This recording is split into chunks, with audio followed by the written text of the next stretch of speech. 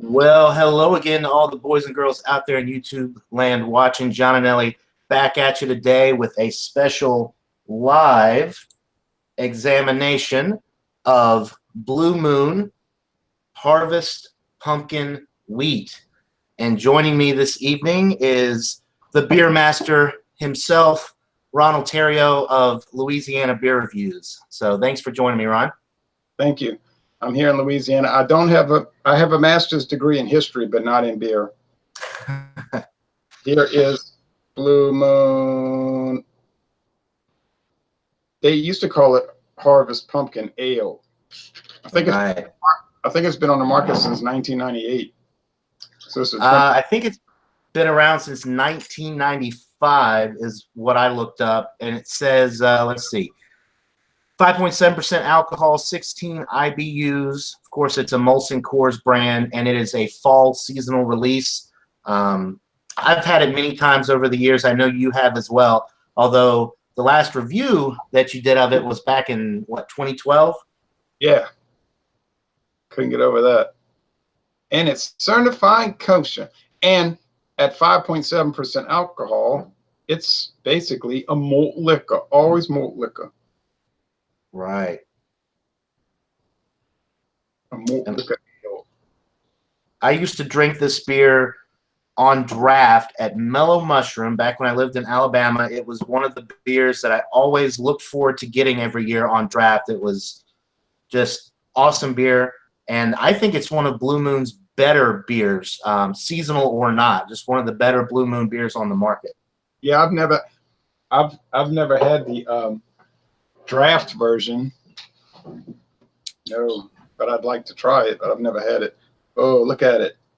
Orange, copper, nice kind of fizzy head a little bit. Head won't last.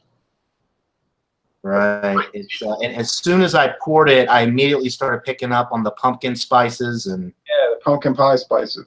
Right. Because pumpkin itself just is like neutral tasting. You know, that's why they put all the spices in the pumpkin pie, because on its own it would be like, it would taste like dough and filler. But right. But the spices help it. You know, with apple pie, people add what, cinnamon or something. Yeah. Mm-hmm. So lots of butter and cinnamon. Yeah, butter. Now, one interesting thing I found out about pumpkin pie, a lot of times they don't actually use pumpkin. They use just regular old squash because it has a similar taste profile, and when they are short on pumpkin, they just use squash, and they use the pumpkin pie, spice stuff, the pumpkin spice, and it tastes exactly the same. Yeah, that would be a fraud, though. They would be committing a fraud unless they said somewhere this pie uses squash. Because if it's pumpkin, if they say it's pumpkin pie, it needs to be pumpkin. I agree, but yeah, if you can buy some pumpkin pie, the mixes in the cans, and if you look at the back of the label, a lot of times you'll see that they have both pumpkin and squash in them. Oh, okay. I'm gonna have to look at that. All right. So anyway, I will let you lead off with the aroma and appearance and all of that, and we'll go ahead and get going. I've got the chat up, so if anybody is watching live and leaves some comments, we'll look at those here in a little bit. You can see the head died away like I said it would. It's not going to really leave lacing. It's orange, copper. The aroma is, it's not super spicy in the aroma. There's a burst of it, and then it kind of dies down, and then you're just getting standard ale or faint beer aroma, maybe vegetable. It's not a real strong smelling beer, so if you're looking for a real aromatic beer, I don't think you're going to get much, but the flavor's where it's kind of comes out. Yeah, the aroma, when you first pour it, you get that initial burst of the pumpkin pie spice, and it does kind of die down, and once you get through that, it just smells like you get maybe a little bit of roasted. I mean, it's a wheat beer, but it's got a roasty quality to it. and then like a brown bread quality. It's a very bready smelling beer as well. Yeah. So, all right. Well, Now I'm thirsty, so cheers. Cheers to you. The taste. Yeah, if you see on that ceiling, I have all these sports posters from Yeah, that's pretty cool. over the years. That's my wallpaper. Sports schedule posters, or poster schedules, whatever they're called.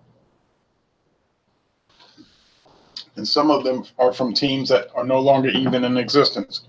There's a sharp spice, and it must be nutmeg or something. And there's some background spices, maybe the allspice and the cinnamon. But there's a sharp spice. There's a sweetness, like a, I don't know, pumpkin sweetness. Like you said, a bread undertaste, bread yeast undertaste. Bitterness, forget that. It's only 16 IBUs. So it has enough hop to balance it to make it not too sweet and gross. But it's high, medium, nearly full bodied, nearly a heavy beer, 180 calories, medium dry finish. I mean, it just, to me, this is like the best pumpkin beer you can get. Now, I know they have some Imperials that are 10%, and that's good. I'm not disparaging it. And I think I could sit here and name a lot of great pumpkin beers, like Wasatch, and then they have that black, I think it's either Wasatch or Squatters, have that black pumpkin beer, and it's like a pumpkin stout. Those are very good. And there's that one from Missouri. I can't place the name right now, but I have it in my archives. And the Buffalo Bills was the original. I liked it, but you can't find it anymore. That company might not even be in business. The Pumpkin Head is a weird one from Shipyard, but it's no longer available around here that I could tell. And so I think Blue Moon is just always like hitting it perfectly, you know? Right. I think it's probably my favorite pumpkin beer on the market. I've tried a lot. You know, there's still some. I've actually got a couple in my fridge that I haven't had yet, like the UFO pumpkin. I'm going to try that one pretty soon.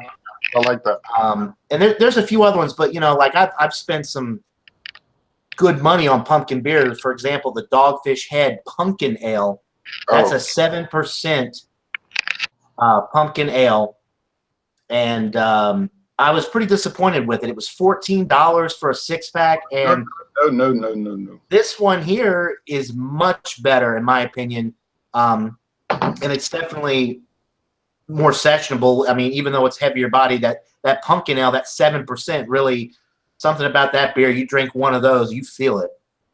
Yeah, I believe that. Craig Swinson is tuning in, says, good evening. I'm 5 minutes late. I prefer the title Harvest Pumpkin Ale. If I see wheat, I'm not buying it, but I will check it out since you guys like it. Yeah, they did change the name. Same beer, though. And I think you would like it, Craig. If you like pumpkin beers, this is one of the better ones on the market, I think. So check it out. Hello, Craig. Yeah, I guess that's where the bready taste is coming from, the wheat, like wheat, you know. I would say it's the best pumpkin beer on the market that I have tried, because there's lots I have never tried. Got to qualify that. I got to qualify that statement. I noticed that this year Abita did not put out Abita Oktoberfest or Fall Fest, whatever they called it. I guess I don't know the answer. It's strange. They put out the pecan though. Maybe they replace it with this pecan beer, because this is the time of year where people pick the pecans off the ground. So I guess that's their fall beer. You know, Abita is really big into the flavored stuff, as is Blue Moon. After we talk about this in a few minutes, I'd like to go through the whole portfolio of Blue Moon and talk about what I've had and what I think about those. Absolutely, yeah. They've got a lot of beers. I was looking on the Great American Beer Festival World Beer Cup. This one hasn't won any awards, but they've got a lot, like the Grand Cru, I think it's called, has won a gold medal. Yeah. They've got a lot, the Honey Wheat. They've got a lot of beers that have done well at the Great American Beer Festival over the years. So it's pretty, it's a pretty well awarded company. I'll say that much. Yeah. But you can go ahead and go through some of the Blue Moon beers you've had and what you think, I guess, overall of the company. And we all know that it's owned by Molson Coors, but Blue Moon has been, making beer for a while, and they always put out a pretty good pretty good seasonal variety packs. I've enjoyed pretty much all of their beers. Some of them are a little less flavorful than others, but none of them have been bad. Now, okay, so my score is an A for this beer, okay? Right. I think you gave it a 94 the other night on Eric's channel. Yeah, and I gave that on my own review. And then in my review, I was watching a playback, and I said, man, I haven't had this beer in 6 years, since 2018, September 2018. And I'm like, don't, you dummy, you meant to say 2012, but YouTube doesn't let you put those little, they used to let you put annotations. Mm-hmm. Put a little message that would pop up and say, I meant to say 2012. So now the viewers will say, you meant to say 2012. And I was like, I know, okay, I would have said that. Okay. So the Belgian White, it's good. I used to say it was average, but I guess it's good. I just don't like that kind of thing. So, but my daughter likes it a lot. Mango Wheat, yes, very good. Excellent. Honey Wheat, really excellent. Past beers. This one here is an occasional beer. First Peach Ale. Yes, they did a good job with that. Pine in the Neck, haven't had it. Proximity. Now let's see. I believe Proximity was a series. Let's see. That was made with the wine grapes.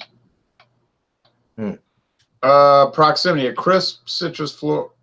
Juice of Sauvignon Blanc grapes. Yeah, that's the one I had. That thing was awesome. 8.5% alcohol, 4 IBUs.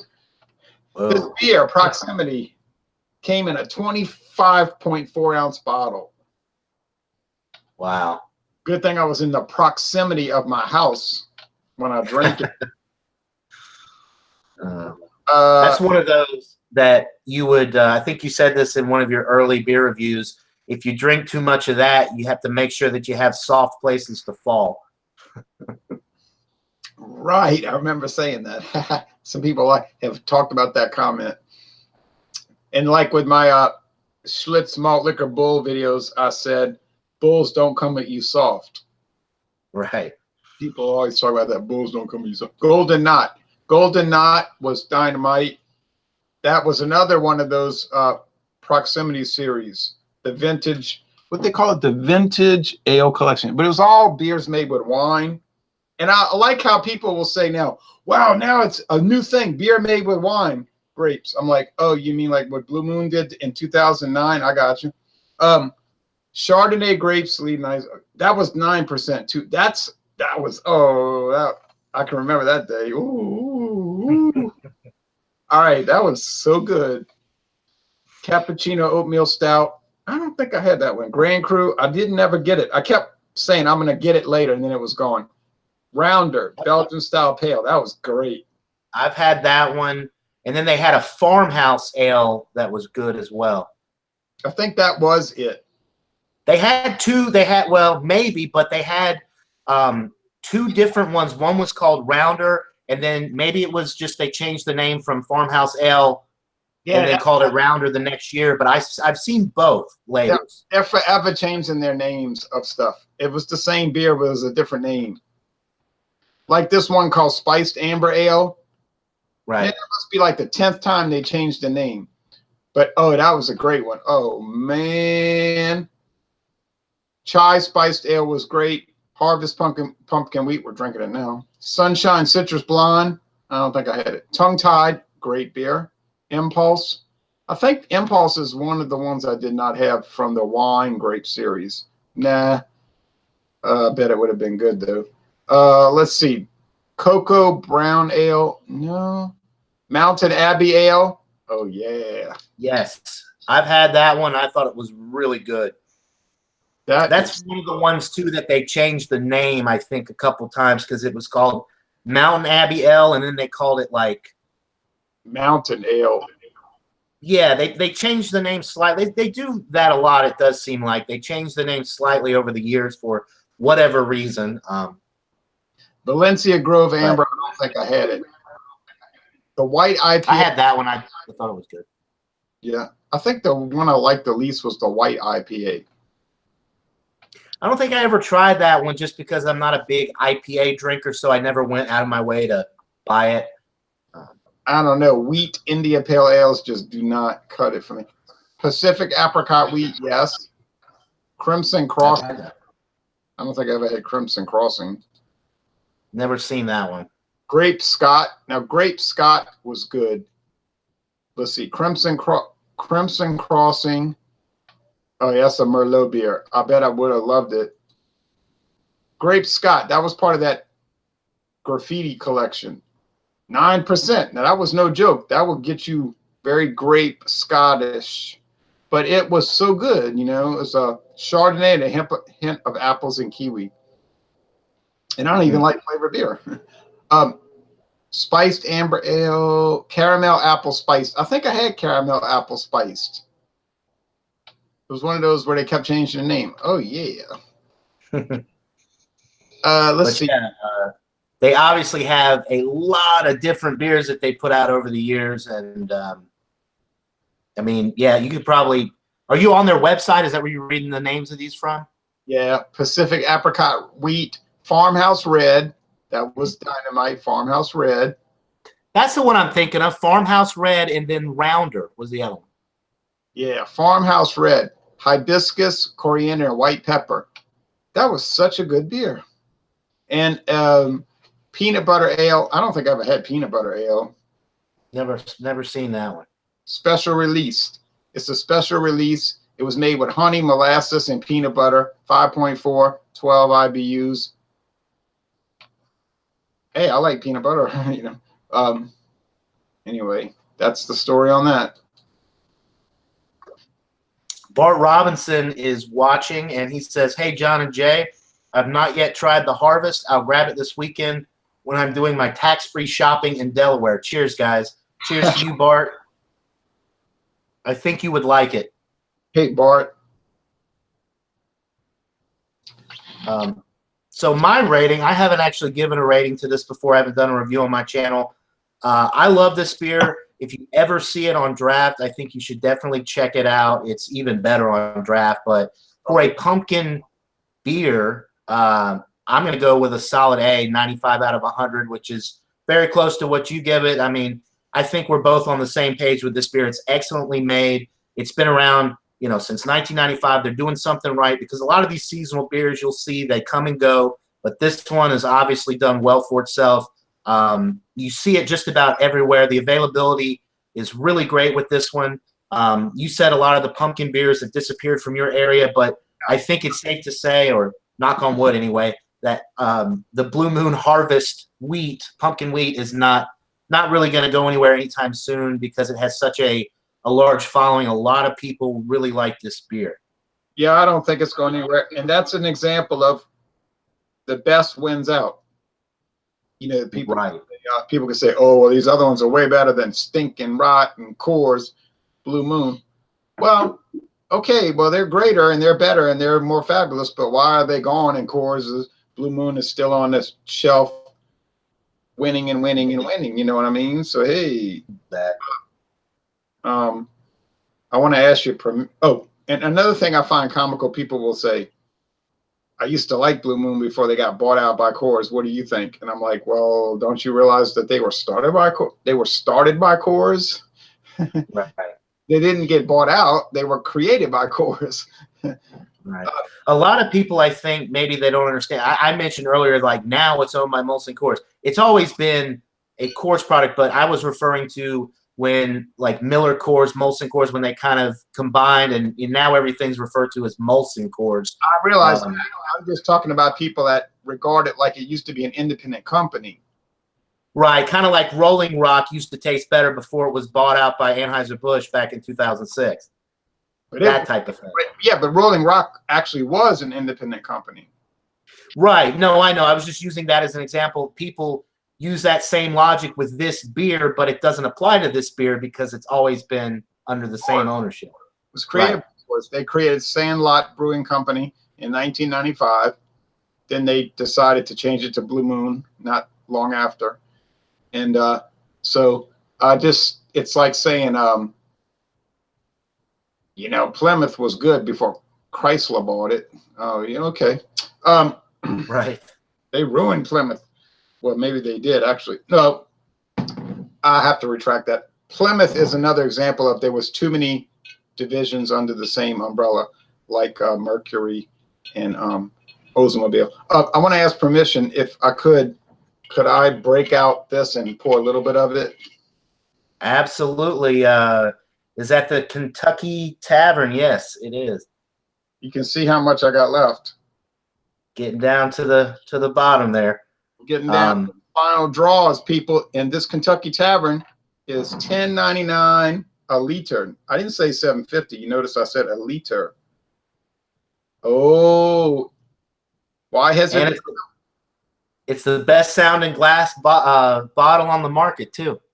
And why has it been on the And why has it been on the market since 1903? Well, because it's terrible.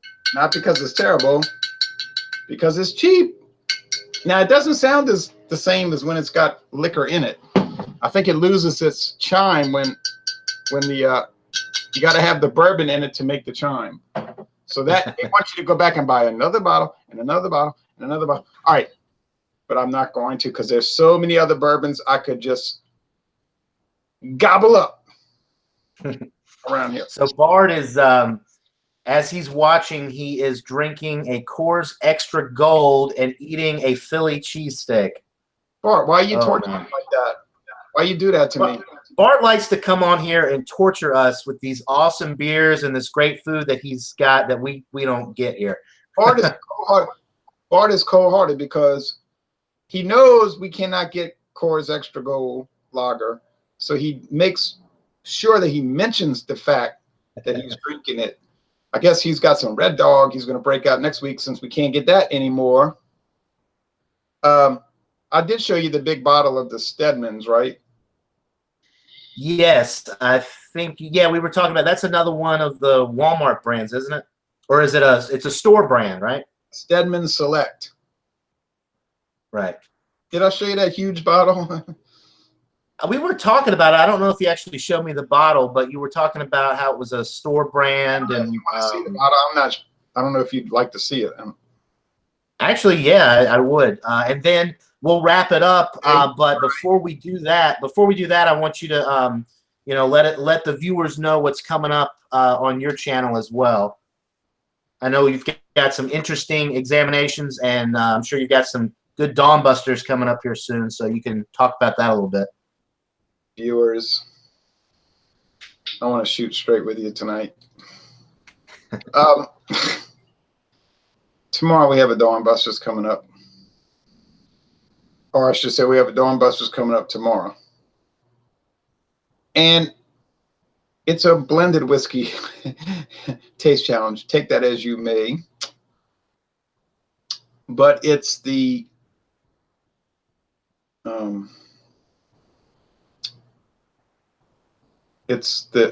what's the name of that? I get these mental blocks.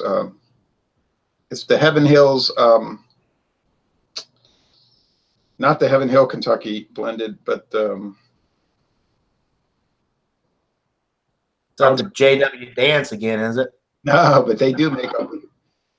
I'll give that to y'all in a minute. When I go get, my memory will be jogged, but it'll be exciting, you know, in a perverse sort of way. But then I have Friday night Livingston Cellars Blush Chablis, which every time I sip on it, I think, oh, it's got so much more about it than I expected it to have about it, you know.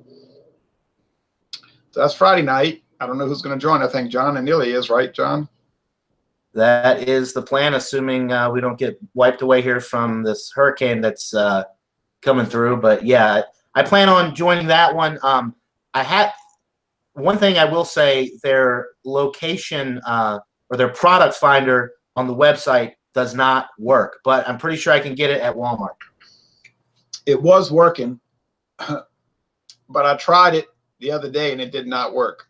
So I don't know what's happening, but it was working before. But I noticed that as well. It's not operable at this time. Oh, this thing is so woody. You would think that after 3 years aging, it would not pick up a lot of oak, wood, charred wood barrel with Kentucky Tavern, but trust me, it does. It's incredible. Okay, and then on the 15th of October, Monday at 7, I don't know if James Madonna, P. Madonna, is going to be able to join us because of some personal things going on, sickness in the family, but he might want to join just for to take a break from that. But that's the Taylor Marsala, which would be a revisit for me, but maybe you haven't had. You were talking about the Marsala. You've had it.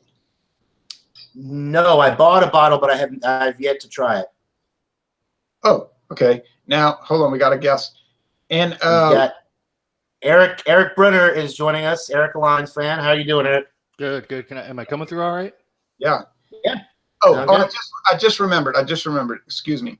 It was tomorrow morning at the Dawn Busters is King Square from Florida. Oh, okay. Remember we talked about that strange 72.5 to 27.5 ratio item versus T.W. Samuels, one of the oldest of the oldest.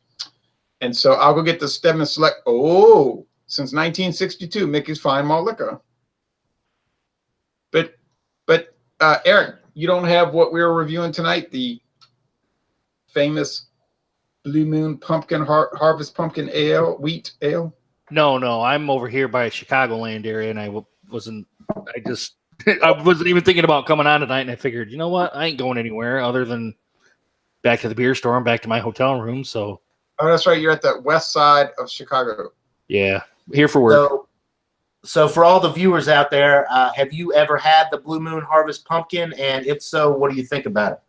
I have not. I've had probably every other variation of it. Other than that, every other pumpkin beer I've had has been all right, but I haven't had that particular one. No. Yeah, you need to try that. No joke. Like the Southern Tier ones I had, that Pumpkin, I think is what it's called. Right. Mm-hmm. I've had that one, but I haven't had this one. That's one that I need to try. I haven't. Isn't that an Imperial as well? Isn't it like 7 or 8% alcohol? Yeah, 8.5. Oh wow. Okay. But yeah, their Warlock's pretty good, and I got their they got a cold pressed coffee one. It's kind of like a variant of that, and they got a rum barrel aged Pumpkin as well that I had back at the house. I just haven't tried it yet. That one's like 11, I think. Because it's in the rum barrels, obviously, so it's going to grab some of that alcohol. Right. Rum. Yeah, that one sounds really good. Gets a lot of probably molasses sweetness from the rum barrels. Yeah. When I have visited Chicagoland, as they call it, usually I've been on the south side. Boy, I tell you what, I found so many beer brands that I could not get around here, so I was able to just stock up and just go crazy. And I did the same thing in Detroit, in downtown Detroit. Yeah, I almost bought an Old Style 4 years ago. Oh yeah, Old Style. I was so glad back when I would drive around 4, 5, 6, 7 years ago in the Chicago South suburbs, because I bought stuff that's no longer made, like the Ham's Genuine Draft and Old Style Genuine Draft. It's like really bizarre beers that you can now and Special Export. You'll probably be able to find Special Export where you're at. Special Export. What brand? It's a Dortmunder style. It's it's from Pabst. So all their good beers, they make sure nobody can get it. The Heileman's Special Export, right? Right. From the company that's insane. Kind of like Anheuser-Busch, but worse. Here's Heileman's Special Export. I could have bought bottles too, but I didn't at that time. I think I don't know why I bought cans. It was cheap. It was like they had some special, like $3.99 a 6-pack. Yeah. or $2.99 a 6-pack. But normally it's much more expensive. But it's special export. It's got a ship on it. That's actually a style of beer, export lager. But Heileman's, yeah, I would. It originated in La Crosse, Wisconsin, which is where Heileman's originated. But when they sold that brewery, they kept making it there. It continued to be made in, and it was made for a company picnic in 1934. I didn't mean to hijack your guys' examination, so I apologize for that. Oh no, not at all. We invite whoever's out there that wants to join. It's always good talking to fellow beer tubers or whatever you want to call. You like hijacks. Hey Eric, how long are you going to be in Chicago? We head back Friday morning, I think is when it is. Got to drive back. It's only a 4-hour drive. It's short. Well, relatively short. Because Friday night we're doing a wine. I don't think you mess with wine, though. We're doing a wine examination. I've dabbled in it, but am I good at it? I don't think I am. Well, the good thing about this wine is that even if you don't like it, you didn't pay a lot because it's cheap. It's pretty inexpensive for a 3-liter bottle. But, go ahead, Ron. I'm saying, but if you want to, check it out, you're welcome to join. I've found some really good eating places around here. I'm actually pleasantly surprised by the eating places in the Chicagoland area. Oh, I've had awesome Italian, Mexican food in Chicago. I've had great Chinese food. I've had great deep dish pizza, right? Aren't they famous for their deep dish pizza out there? Mm-hmm. Yeah, I never had it out there, but I had great Mexican and Chinese food. Yeah. So Bart, we'll go ahead and wrap up the live examination. We can hang out off air. And by the way, the weather is getting really bad here, so I might lose power. So that's another reason to. Let me shut off. I'm right in the path of Hurricane Michael. It's actually projected to be a Category 2 when the eye comes over, my area. So it's actually supposed to get pretty gnarly here. Still, it's not going to come over Noonan, though, is it? If you look at the current, I mean, it's gonna move more eastward, but because the front's gonna push it over. But right now, it's heading right for us. So if that front kind of pushes it more east, we'll miss some of the worst stuff. If not, we're gonna get hit pretty good. Either way, we're gonna get some pretty good wind, and it's been pouring since about 1 o'clock this afternoon. So, Category 2, very scary. So can you imagine what Category 4 was like? Yeah, that's crazy. All right, so Bart says no Red Dog in the fridge, Jay, but he is jealous because you get the Schlitz so readily available near you, and he, I guess he does not. So there you go. Yeah, that's true. So I gotta admit that I could go right to Matherne's and get a 12-pack of Schlitz for $9.99, and I could go get a 6-pack of Schlitz Tall Boys at Food for Less for $4.39. I could admit that. All right. Now, can you get a 6-pack of the blue, red, or gold bull? No. Oh, I can get the blue and the gold bull. Can't get the red or the ice bull, or the regular Schlitz beer, but I can get the blue and the gold bull malt liquors in singles and in 6-pack, 16-ounce tall boys cans. The only Schlitz beers that sell around here is Schlitz. The Bulls, they just don't sell here, and you cannot find them because I guess the distributors got tired of pulling expired stuff off the shelves. I can't blame them. what about the Blast? Is that how it's pronounced? Oh, we can't get the Blats.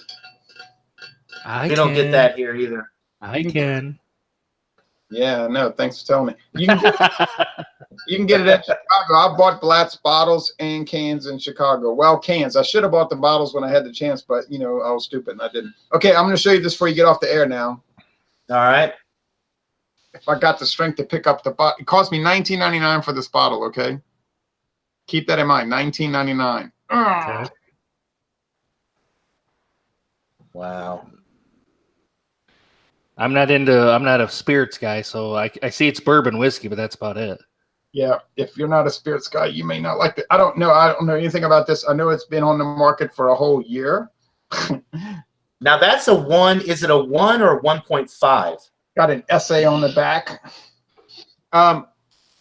No, it's a 1.75, sir. Wow. And it's a glass bottle, right? That's unheard of for that size bottle. It's a glass bottle. It's 1.75. It's 40. It's 86 proof. It's not the regular old 80 proof run-of-the-mill humdrum stuff. It's 86 proof. So I know you, Johnny. If you saw this bottle, you would go crazy and buy it. Oh, I'd be all over that. Now, is that you got it at Walmart? Where did you buy that? Right there at Walmart. Walmart. Our local Walmart, which sells alcohol like they sell boxed breakfast cereal. Right off the shelf. Well, next time I'm down in Florida, I will look for it, and if I can find it, I will definitely pick it up, and we'll have to check it out on your channel, do an examination of it. Okay, and one more thing. This is my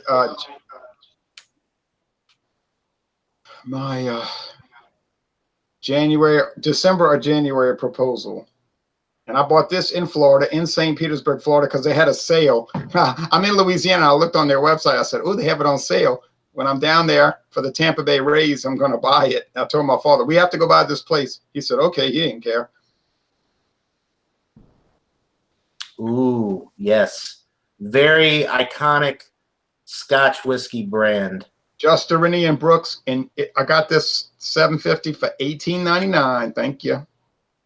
That's a good value because that's usually around $25 for a bottle, I believe. Mm-hmm. I think it'd get up 30 up here. Yeah, there was no way I was passing up $18.99. And I've seen this in so many movies like Goodfellas, where Henry Hill says, I got Scotch. In Scarface, where Tony Montana asks, he asks, what's the woman's name? You like Scotch? What's her name? Oh, Elvira. You like Scotch? And she just rolls her eyes. So it's basically what she did the whole film, roll her eyes. But so I said, well, if they're putting that in these two famous movies, I bet it's in a lot of other movies. So that's why I bought the J&B Just Rennie and Brooks. Right. I'll tell you what, this Mickey's has hit the spot. Oh, good old Mickey's. Always reliable. Yeah. I love some Mickey's. One thing I've never had, Eric, that hopefully I'll be able to try it one day. I've seen it once and I passed up on it, never saw it again, is the Mickey's Ice. Have you ever had that one? That's the one that I can't get it anywhere. I haven't seen anywhere. Well, I have had it. It's like a unicorn. It's very, very rare. Well, I have had it. Apparently it's in Florida and apparently it's in North Carolina. Yeah. Caply can get it, but only at one store. Oh, it's a great one. I mean, it's like a classic. Yeah. I saw it one time in Florida around Gainesville at a gas station, and I passed up on it and went back a year later to that very same gas station to try to buy it, and it was nowhere to be found in that area at all. Mm-hmm. So Mickey's Ice Brewed Ale is sort of like the Star Wars holiday special. People will tell you, you're wrong. That never was on the air. And I'm like, no, you're wrong. Anyway. All right. So thanks to all the viewers for tuning in for this special edition live examination of Blue Moon Harvest Pumpkin Wheat. Thank you, Jay. Oh, that's all right. Thank you for joining, Jay, and thank you for hijacking Eric. We always enjoy new faces here on my channel. Last comments. Bart says, stay safe, John, with the bad weather. Thank you, Bart. I will do my best. He also says, I would love to get that Red Bull. He can only get the blue. Well, I've never had the Red Bull either. I would love to get it. Interesting thing, really quick, it's the same ABV as the Blue Bull, but it's one of those, I think they use different hop varieties to kind of differentiate, to give it an extra long taste, as they used to say. It's been on the market since 1984. Right. So there you go, guys. I appreciate everybody watching. That'll do it for this live examination. And until next time, everybody, cheers.